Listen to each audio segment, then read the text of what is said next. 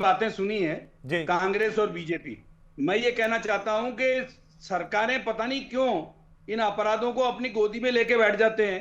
अधिकारी वही हैं, पिछले 5 साल वही सरकार थी, वही पुलिस के अधिकारी थे, वही प्रशासन था। इनके समय में भी, कांग्रेस के शासन में भी अपराध हुए, गोलियां चली हैं, पपला को छुड़ा ले गए, और कई सारी थाने में घटनाएं से। ऐसी हैं। रेत माफिया है, बजरी माफिया है, दुनिया भर की है। महिलाओं से संबंधित अपराध भी लगातार होते रहे जी। हैं। लेकिन अंतर इतना सा है कि चेहरे बदलते हैं, बाकी कानून व्यवस्था के अंदर कोई ज्यादा फर्क नहीं है। ये जरूर है, आंकड़े अगर आप देख लेते हैं तो आंकड़ों में पता चलता है कि साहब महिलाओं से संबंधित अपराधों में कमी हुई है और अपराधों में कमी हुई है। लेकिन जो नया आईपीसी है उसके अंदर, नया जो बीएनएस है उसके अंदर ये माना जा रहा है कि 7 साल से कम के अपराधों में पहले कंप्लेंट दर्ज होगी, उसके बाद फिर एफआईआर दर्ज होगी। तो इसके अंदर वाद विवाद करने की कोई आवश्यकता नहीं होती है। पहले लेकिन जैसे बड़े बड़े जो गंभीर प्रकृति के आप अपराध कह हैं, जोशी साहब, जैसे पहले कन्हैया एफआईआर लाल दर्ज का नहीं मर्डर हुआ था, होगी, शिकायत दर्ज होगी। मॉब लिंचिंग हुई थी अलवर के अंदर, जी। और इस तरह की पुलिस की कस्टडी में गोली मार दी गई थी अपराधियों को। यहां से भरतपुर अपराधी ले जा रहे थे बस में, उसमें गोली मार दी है। तो अपराधों में कोई 19-20 का फर्क होता है, ज्यादा फर्क नहीं होता। ये राजनीतिक दल अपने स्वार्थों के लिए जो पॉलिटिकल पोस्टिंग कराते हैं ना, उससे ये दुख पाते हैं। एक व्यक्ति को जो इनके फेवर में काम करता है, उससे ये पॉलिटिकल पोस्टिंग में उसको लाभ दे देते हैं, लेकिन उससे दूसरी जनता के अंदर प्रभाव पड़ता है। वो लोग सोचते हैं कि ये राजनीतिक उद्देश्यों के लिए इसको लगाया गया है। पहले क्या होता था पुलिस में कि हम लगते थे अधिकारियों की इच्छा से, आज लगते हैं लोग एमएलए एमपी की इच्छा से। और यही कारण है लेकिन जोशी कि साहब, MLA, जोशी MP साहब, ये पुलिस वालों बहस के कब तक साथ चलती उनके साथ रहेगी? बदतर मेरा व्यवहार सीधा करते हैं। सवाल है आपसे कि लगाम कैसे लगे सर, कमी कैसे आए, लोगों को राहत कैसे मिले? ये कोई सुझाव देंगे आप हमें? देखिए, मैं अहमद जी ये सुझाव देता हूं कि 2006 में प्रकाश सिंह के मामले में सुप्रीम कोर्ट ने पुलिस को थोड़ी सी आजादी देने के लिए 13 पॉइंट प्रोग्राम बनाए थे कि आप कैसे तो पोस्टिंग करेंगे, कैसे उनके ट्रांसफर करेंगे, कैसे उनके प्रमोशन होंगे। और आप अब देखिए, जो डीजी की पोस्टिंग होती है, वो एक पैनल बनता है, पैनल बन के उनमें 3 छांटे जाते हैं, फिर उसमें डीजी बनता है। अरे तो भाई 2 साल 3 साल का जो प्रोविजन है, जो सुप्रीम कोर्ट ने निर्णय किया हुआ है कि 2 साल तक आप मत रहिए। आप देखिए हर 6 महीने में एसएचओ बदल देते हैं। इनकी स्थिति यह है कि जो इनके पसंद का आदमी होगा वो लगाएंगे। तो आप सोचिए कि जो दूसरे पक्ष के लोग हैं वो नाराज होंगे, और दूसरे पक्ष के जो व्यवहार करने वाले लोग हैं एक दूसरे से, वो नाराज होते हैं। तो पॉलिटिकली तो इनको बहुत नुकसान है। इनको आदमी काम के हिसाब से लगाना चाहिए कि अगर वो काम में मेहनत करता है और बहुत ईमानदार है, उसकी छवि अच्छी है, तो चाहे वो बीजेपी को सपोर्ट करो चाहे कांग्रेस को। आप ये कहना चाह रहे हैं कि सर, जब तक ईमानदार अधिकारियों पर भरोसा करके उनको आगे ला करके उनको कमान नहीं दी जाती है, तब तक चाहे सरकारें बदलती रहे, सिस्टम नहीं बदलेगा। आप ये कह रहे हैं, जो मैं आपकी बात समझ पा रहा हूं सर। बिल्कुल बिल्कुल बिल्कुल नहीं बदलेगा। हाँ, तो हमारे साथ में आशुतोष जी भी। आशुतोष जी, क्या वाकई जो जोशी साहब कह रहे हैं कि सरकार तो बदल गई, लेकिन कानून व्यवस्था पर मामला जो 19-20 है, चाहे वो महिला सुरक्षा को ले लो, दलितों पर अत्याचारों को ले लो, उसमें कोई परिवर्तन नहीं आता है। मेरा सवाल यह है कि क्या फिर अशोक गहलोत जो बयान दे रहे हैं उसके मायने सियासी हैं, या वाकई धरातल पर आप देखते हैं कि स्थितियां बिगड़ रही हैं? देखिए हेमंत जी, अगर आंकड़ों की बात करें, अगर सरकार के आंकड़ों की बात करें, चाहे पुलिस प्रशासन के आंकड़ों की बात करें, तो निश्चित तौर पर अपराध के ग्राफ में कमी आई है। लेकिन मुझे एक पत्रकार होने के नाते लगता है कि शायद केवल आंकड़ों में कमी आने से समाज के अंदर यह मैसेज नहीं जाता कि सरकार बहुत अच्छा काम कर रही है। सरकार को अगर अच्छा काम अपना दिखाना है तो वाकई आम जनता को यह विश्वास दिलाने की जरूरत है कि हाँ, उनकी महिलाएं सुरक्षित हैं, उनके यहाँ हत्या का केस नहीं होगा, अपहरण का केस नहीं होगा। तो अभी मैं एक बार थोड़ा सा आपको रोक रहा हूं आशुतोष जी। अभी आपने थोड़े से दिनों पहले देखा होगा, राजधानी जयपुर में एक चेन स्नेचर घर के अंदर घुस करके एक महिला की चेन खींच के भाग जाता है। बताइए, इतना हौसला बदमाशों का, राजधानी का यह हाल है। बिल्कुल, इसीलिए मैंने कहा कि निश्चित तौर पर आंकड़ों में जरूर कमी आई है, लेकिन क्या पुलिस का जो खौफ है वो अपराधियों में बढ़ पाया है, पैदा हो पाया है? क्या अपराधी वाकई खौफ में है कि पुलिस प्रशासन, सरकार बदलने के साथ में पुलिस प्रशासन के काम करने का तरीका बदलेगा? मुझे लगता है कि शायद धरातल में अभी वैसा नहीं है, क्योंकि केवल चैन स्नैचिंग की घटनाएं नहीं है हेमंत जी। आप महिलाओं के खिलाफ अगर अत्याचार, सारी बातें बता रहा हूं, जैसे चैन स्नैचिंग की नहीं, अभी जालोर में सावन के महीने में देखा, एक आदमी मंच से ऐलान कर देता है कि भाई एसटी का है इसलिए 13-11 रुपए नहीं ले सकते, भगवान शंकर पे जल नहीं चढ़ा सकते, वहां पे सिर्फ एक आदमी गिरफ्तार हुआ, वो भी 2-3 दिन बाद। अगर आजादी के इतने सालों बाद इस प्रदेश की यह हाल है कि कोई भी इतनी हिम्मत कर ले कि मंच पर सीधा खड़ा होकर के डायरेक्ट एट्रोसिटी करे, किसी को जाति के आधार पर प्रताड़ित कर दे, भगवान पर कब्जा जमा करके, आप क्या कहेंगे कि कानून का खौफ है उसमें? आप क्या कहेंगे कि पुलिस के ऊपर डायरेक्ट हमला कर रहा है, कोई कुचल दे रहा है? कानून का खौफ है बदमाशों में। बारट साहब, आंकड़ों से नहीं, वो कह रहे हैं कि आंकड़ों से नहीं, धरातल की स्थितियां देखिए क्या है। देखिए हेमंत जी, हमें साथ ही साथ ये भी देखना पड़ेगा कि जब जयपुर में चाकू मारा एक युवक के और उस व्यक्ति को 24 घंटे के अंदर जो है वो पुलिस ने पकड़ा और मुठभेड़ के अंदर उसके जो है वो पैर में गोली भी लगी है और पुलिस ने इतनी साहस का परिचय देके भी उसको धर दबोचा, उसको पेश किया। और हर जगह हम देखते हैं कि जहां पर भी इस प्रकार के अपराध हो रहे हैं, देखिए अपराध सामाजिक विकृति है, अपराधियों की सामाजिक विकृति है, उसको दबाने के लिए जो भी प्रयास किए जा रहे हैं सरकार और पुलिस प्रशासन आपकी जिम्मेदारी है। सर, अपराध पूरी तरह से मैं समझता हूं कि बिल्कुल है नहीं आता, पूरी तरह से बंद नहीं होगा, लेकिन नियंत्रण हो सकता है। अपराधियों में खौफ हो सकता है कि अपराधी अपराध का नाम लेकर के भी सोच कांपे, ये स्थितियां हो सकती है। मैं उदाहरण क्यों दे रहा हूं कि आजादी के 75-76 साल बाद जब जश्न मना रहे होते हैं, एक आदमी जालोर में सीधा खड़े होकर कहता है ये एसटी का आदमी, इसलिए ये शिव मंदिर नहीं जा सकता है, वो पानी नहीं चढ़ा सकता हमारे। ये बताइए ये हौसला कहां से आता है इस समाज के अंदर? ये बताइए कि इस समाज में हौसला कहां से आता है जहां पर मुख्यमंत्री बैठते हैं, वहां पर एक आदमी घर के अंदर घुसता है, एक महिला पर हमला करता है, चैन से नहीं करके भाग जाता है, एक आदमी विदेशी महिला का रेप कर देता है। ये हौसला कहां से आता है सर? इसको कैसे तोड़ेंगे और कब तोड़ेंगे? देखिए हेमंत जी, ये तो बिल्कुल आपकी बात सही है कि अपराधियों में भय जो है वो होना आवश्यक है। और राजस्थान पुलिस जो है वो सरकार के नेतृत्व में आज आप जितने भी इस प्रकार की ये घटनाएं हुई है उनमें देखिए तुरंत उनको धर दबोचा गया है। पुलिस अपनी स्पीड जो काम करने का जो जैसा अभी बात कर रहे थे आदरणीय जो पूर्व रिटायर्ड पुलिस अधिकारी है कि आज देखिए कांग्रेस के नेता अभी यहां जो ये बात कर रहे थे कि दबाव में ट्रांसफर पोस्टिंग नहीं होती है, तो ये कांग्रेस के नेता आरोप लगाते हैं हमारे ऊपर तो कि आपने सरकार के इतने दिनों बाद तक अधिकारियों का ट्रांसफर नहीं किया। तो हमारे यहां पर इस प्रकार की राजनीति नहीं है जहां पर नेता अपने पसंद के अधिकारी लगवाएं और उनसे किसी प्रकार का फेवर ले। यहां पर लोगों की भलाई के लिए जो है वो भजनलाल सरकार कार्य कर रही है और इसकी परिणति हमें एक्ट में दिख रही है। जो अपराधों में गिरावट आई है ये भी कहीं ना कहीं इसी का परिणाम है। और जिस प्रकार आप कह रहे हैं कि अपराधियों में भय बनना चाहिए, तो देखिए पुलिस की त्वरित कार्रवाई, कठोर कार्रवाई, आज जिन अपराध बलात्कार के मामलों में देखिए 3 लोगों को तो फांसी की सजा हमारी सरकार के समय हुई है, तो ये कहीं ना कहीं सरकार की निष्ठा जो पैरवी करवाई गई उन मामलों की उसका परिणाम है। और तुरंत जो है वो इन मामलों को जितने भी तरीके से फास्ट ट्रैक अदालतों में हर जगह जहां पर भी पब्लिक प्रोसिक्यूटर्स अपॉइंट करके मामलों की पैरवी सरकार करवा सकती है, उस हर जगह पर सरकार मुस्तैद है। और पुलिस प्रशासन की कार्रवाई भी आप देखें तो आज आपको फर्क नजर आएगा कांग्रेस सरकार में और हमारी सरकार के अंदर हो रही कार्रवाइयों में। और हेमंत जी देखिए 1.5 साल से ऊपर समय हुआ है, आंकड़ों में गिरावट आई है, धीरे धीरे ये गिरावट बढ़ती जाएगी। और ये नरेंद्र मोदी जी की और भजनलाल जी की जो डबल इंजन की सरकार राजस्थान में काम कर रही है, ये कहीं ना कहीं महिलाओं की सुरक्षा को जो हमने प्राथमिकता माना है उस प्राथमिकता को हम हासिल करेंगे। और बड़ा फर्क है एक सरकार की विधायक के द्वारा विधानसभा में कहना कि मैं सुरक्षित नहीं महसूस करती, एक मंत्री के द्वारा बलात्कार पे कहना कि राजस्थान मर्दों का प्रदेश है। कहीं ना कहीं मैं मानता हूं कि उस धिक्कारपूर्ण अवस्था से निकलकर राजस्थान आज सुधार की तरफ आगे बढ़ रहा है। और इसमें आप लोकतंत्र के चौथे स्तंभ की महत्वपूर्ण भूमिका है, जहां आप जैसे जागरूक पत्रकार ये शामिल नहीं है कि प्रदेश के मुख्यमंत्री को, डिप्टी सीएम को आपके इस 18 महीने में 19 महीने में सबको धमकियां देते रहे।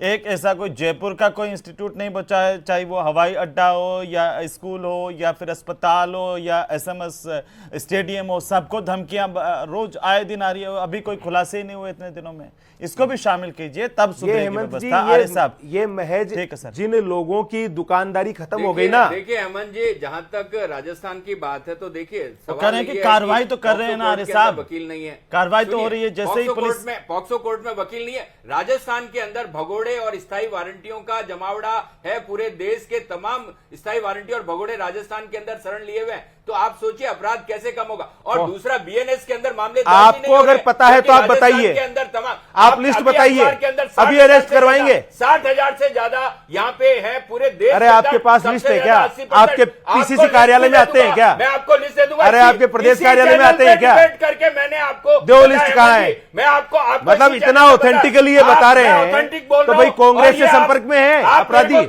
मैं कह रहा हूं आपसे ना, संपर्क में है ना? बिल्कुल। ये तो बताओ ये भाई, पुलिस ये को देखिए पता है चैनल ना, पे कह रहे स्थायी हैं वारंटी कि और इनके संपर्क में है भगोड़े। पुलिस की सूची के अंदर जो होते हैं, भगोड़े वही इनकी है। पार्टी के स्थायी नेताओं के संपर्क में पूरे है। के पूरे ये बड़ी स्वीकारोक्ति देखिए, है हेमंत जी। स्वीकारोक्ति नहीं ये है, कह आपका रहे failure है। हैं इनके आप अपने पीसीसी failure कार्यालय को में गले आते डाल के हैं, घूम मुद्दा रहे हो। ये इनके नहीं है। प्रदेश कार्यालय में आते रहते हैं। आप अपने failure को गले में ये डाल के स्वीकार घूम कर रहे रहे हो। हैं, आप ये मेरे को एक स्वीकार बात कर रहे हैं बताइए, कि भगोड़े इनके संपर्क में है। सिस्टम लागू था, लेकिन बीएनएस लागू होने के देखिए बाद आप, में ये मामले स्वीकार दर्ज नहीं कर हो रहे रहे हैं। मामले दर्ज नहीं हो रहे। आप बताइए, जाए तो जाए का नेता प्रतिपक्ष जो हमारे PCC में जाए बेचारे, और कहाँ जाए भगोड़े? मंदिर में जाते हैं, राम क्योंकि मंदिर में बीजेपी की जाते हैं, सरकार में और बचना बीजेपी संभव के नहीं है नेता ना। जाके मंदिर को धोते हैं। तो आप सोचिए, ये इनका चाल चेहरा और तुरंत चरित्र है। बाहर निकाला गया बीजेपी ना। के नेता तुरंत जब बाहर खुद निकाला गया। दलितों के वो कह ऊपर रहे कार्रवाई उत्पीड़न तो के हुई लिए है। अरे जिम्मेदार आपने है। यहाँ क्या कर रहे हैं? क्या कार्रवाई हुई? आपने क्या दलितों के कार्रवाई लिए हुई? क्या किया? क्या आपने कार्रवाई? अम्बेडकर जेल को में बाहर होना निकाल चाहिए। दिया, ठगा। उनको बाहर वो का बंदा रास्ता जेल में दिखाया। होना चाहिए।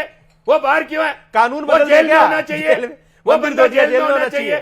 302 आप लग बताइए जानी ना, चाहिए। दलित एट्रोसिटी का अपराधी जेल से बाहर घूम रहा है और आप कह रहे हैं कि नहीं साहब कार्रवाई होगी। ये क्या कार्रवाई है भाई? अरे दलितों के नेता साथ प्रतिपक्ष कांग्रेस के ने साथ क्या बहुत किया? शुक्रिया दलित चर्चा में जागरूक शामिल है। होने के लिए। आप दलित- सभी का कुल मिलाकर के कानून व्यवस्था पर बात हो रही है, अच्छी बात है, बात होनी चाहिए। और सरकार का यह दावा है कि लगातार हम कार्रवाई कर रहे हैं, चाहे अपराधी किसी भी किस्म का क्यों ना हो, हम उसे छोड़ेंगे नहीं। उम्मीद यही है कि प्रदेश में महिला सुरक्षा की बात हो या फिर दलित अत्याचारों की बात हो या अन्य बढ़ते अपराधों की बात हो, सरकार गंभीरता के साथ कार्रवाई करे।